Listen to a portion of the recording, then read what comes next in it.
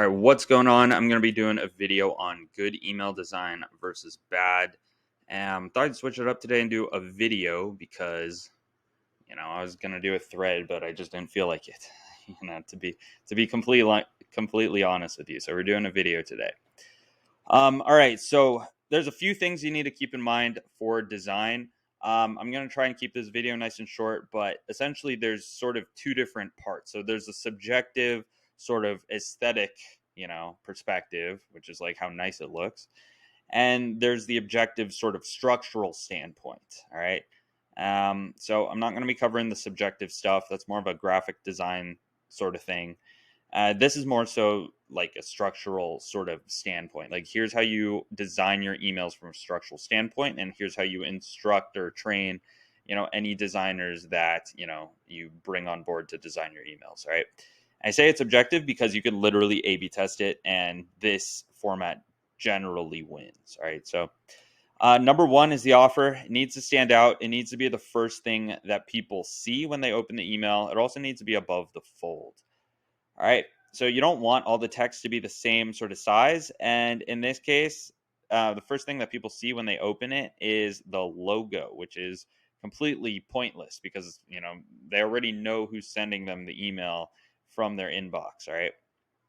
So you open it and you see this, that's like wasted attention. And you want to grab their attention and sort of get them to keep reading as soon as possible. And the logo just sort of takes away from that. So you're going to get people to unnecessarily drop off there.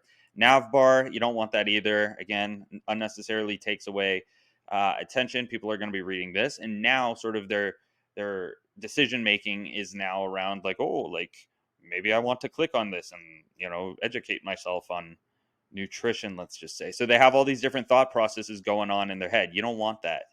You want there to be one single offer and one single call to action, right? Which is shop now.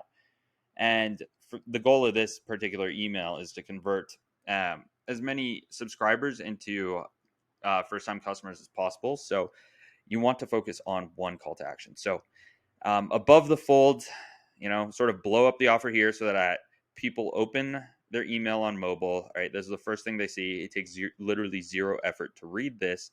And then some people are, obviously going to be interested. They've been thinking about it. They've been on the fence. They're like, oh, $13 off, oh, with 24 hours as well. Another thing too, usually I would say to put the call to action here above the fold, unless, it makes it a bit too convoluted. Like in this case, we put in some sort of urgency on the offer.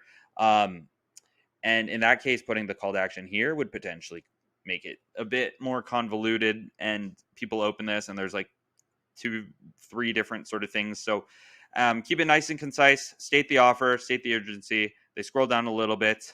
Boom, look at that, nice and clear. And then boom, shop now. Versus this one, all right. You have all these different calls to action.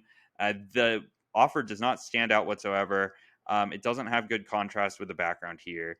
And then literally a wall of text, right? And then check out our products. It's like, no, like we don't want them to check out your products. We want them to shop now and use the offer. Okay.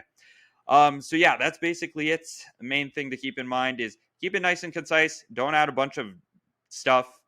Focus on one call to action only per email.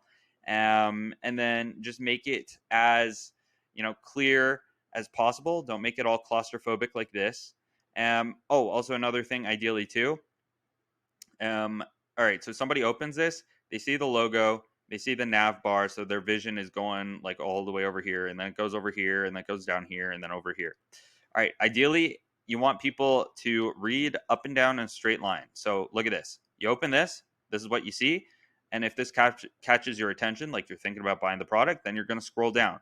And look, you could literally look at this in a straight vertical line and understand everything with like 10% of the effort as this.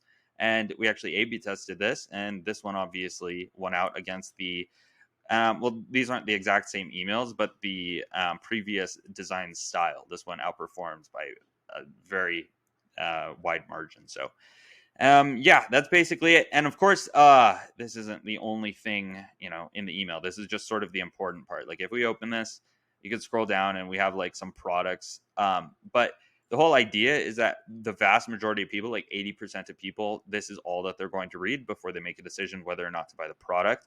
And then some people, they need some help figuring out some products, so we'll give them some products. But this is the stuff that you need to focus on. All right, so that's about it. Thanks so much for watching. Have a great rest of your day.